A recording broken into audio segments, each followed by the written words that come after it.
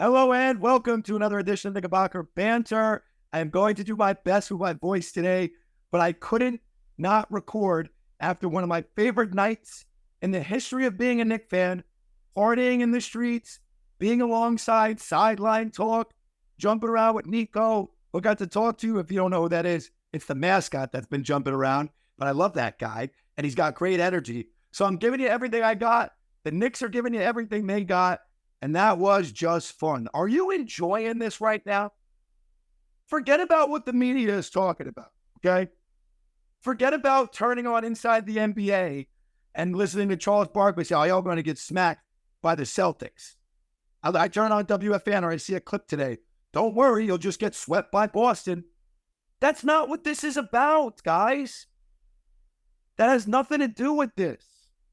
This is about enjoying what's happened with the Knicks franchise.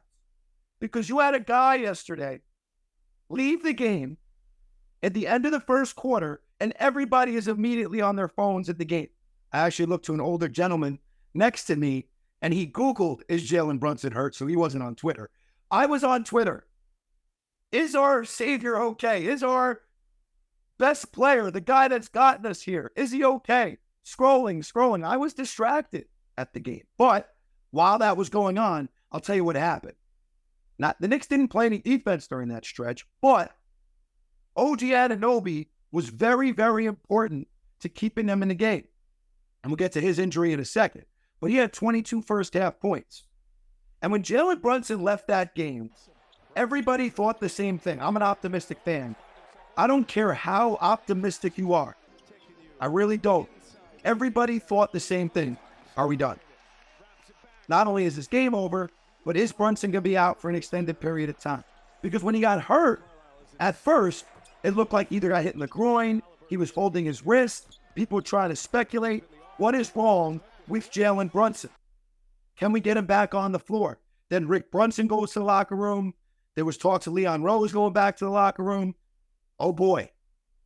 Now all of a sudden you look, Halliburton's got a big half.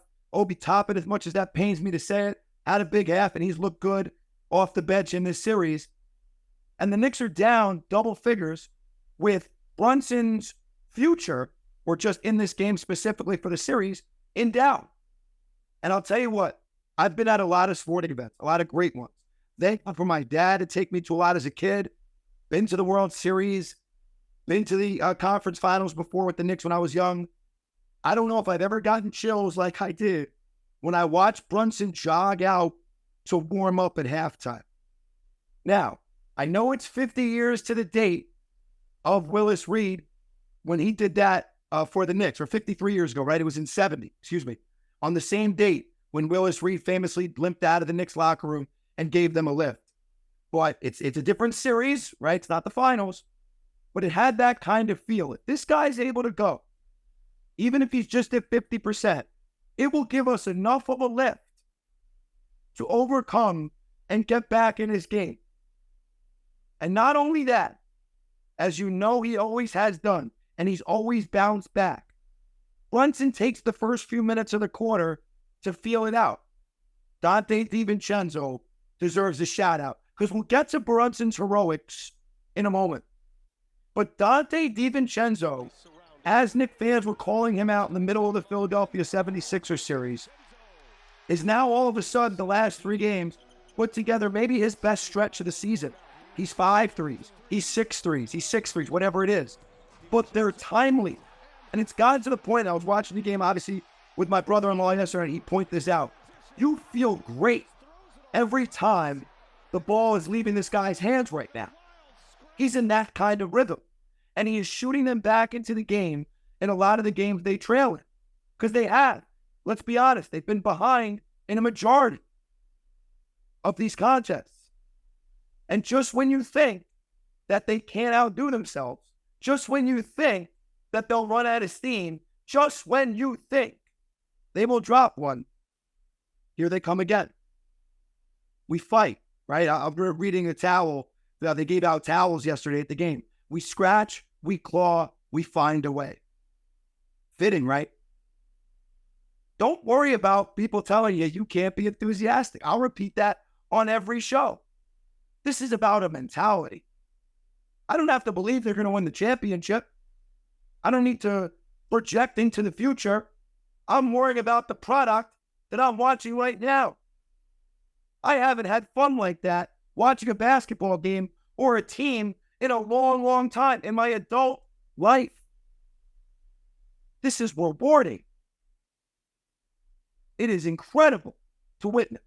I don't care if you're playing the Pacers, the Celtics. I don't even care at this point. If you can't be in the moment, as we've talked about on this show, and know how special what you're witnessing is, that's not even being a homer. That's just calling it as it is.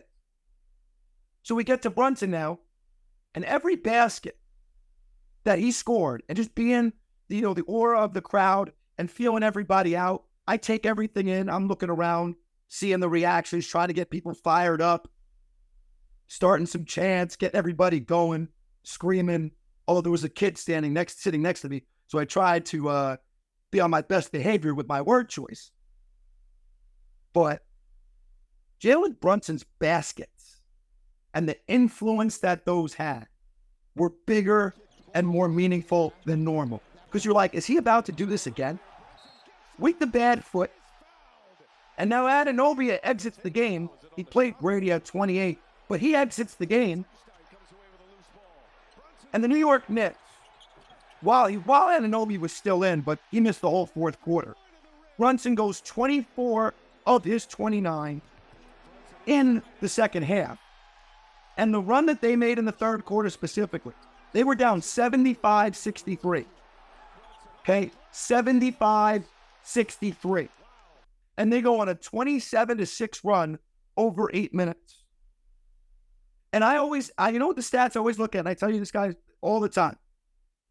All the time I look, are the Knicks getting outshot? Are they getting out-rebounded? Why are they down in this game?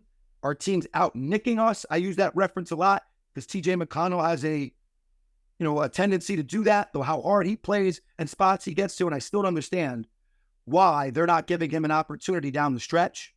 But who knows what's going on. They're too busy arguing about the officials. And Rick Carlisle, who I've respected up until this point in his career, he joined the crybaby club, joined Nick Nurse. Instead of taking accountability, he keeps crying. But the New York Knicks just continue to impress. And like I said, it doesn't matter what all the skeptics and critics, I'm not getting caught up in that. That's what I'm reminding you. You can't get caught up in that nonsense. And a stat that jumps off the page.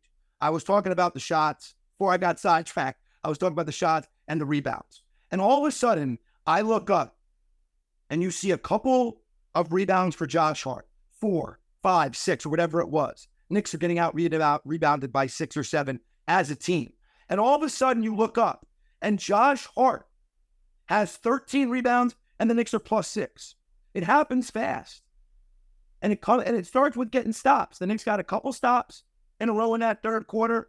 Hart starts the transition. He grabs it off the glass and they're off. And they start playing harder than you. They start wanting it more than you. I said that in the crowd yesterday. We want it more. There are times when the Pacers hustle, but for the most part, this is why you got to take accountability and say we got to get better instead of pointing the blame at the official. The Knicks are playing hard with desperation. And even when Anunoby leaves with a few minutes left in the third into the fourth, here comes Precious Achiuwa, the big sneeze. He's next man up. He wasn't terrific, but he was ready to go. The bench has gotten dominated in this series, but the Knicks starters haven't made up for that. And I know they're on the floor a lot more than the benches in general. You know, that the Pacers play a lot more minutes from their bench guys. But last night, McBride had to play 20 minutes. Precious had to play 28 or whatever it was. Both those guys 20-plus minutes. And they hold their own. But if you look at the plus-minus, it's still Toppin and McConnell and these guys that they're bringing off the bench that are changing the flow and momentum of this game. But they're able to overcome it. And now, with Anunoby's hamstring, we're going to have to see some adjustments if he's not available on Friday night. But just for me, leaving that place last night, I told George, I was like, listen, my brother-in-law, I got to be a part of that madness outside the Garden. I want to experience that. I've seen it, the playoff game we went to last week. We kind of stayed inside a little bit and then kind of got on our train and got out of there, or, went and met people across the street. But we didn't really get totally engulfed in what was going on. People were raising dogs. People had babies out there. It was madness. But what I realized as I was screaming my head off and really enjoying it was that this is what 20 years of underachievement and frustration looks like, and it just is all coming out at once. It is all coming out at once. This is the energy of New York City, and when people refer to this as the Mecca, some people would debate that and say, well, if you don't have any pro teams or you don't have any college teams that are successful, how can we call it the Mecca? This building is special. These fans are special. And it was a privilege and honor to be a part of that last night. And I'm not worried about Eastern Conference Final potentially, whether you win that series, whether you go to the finals. I am just glad that we have the guys that we do, and we are in the direction that we are. Winning 6 of our first 8 playoff games. 4-1 at the world's most famous arena. And guys who could really get behind. Why do we have to focus on anything else? Why do we have to care about anything else? This is winning basketball. Anybody can tell you that.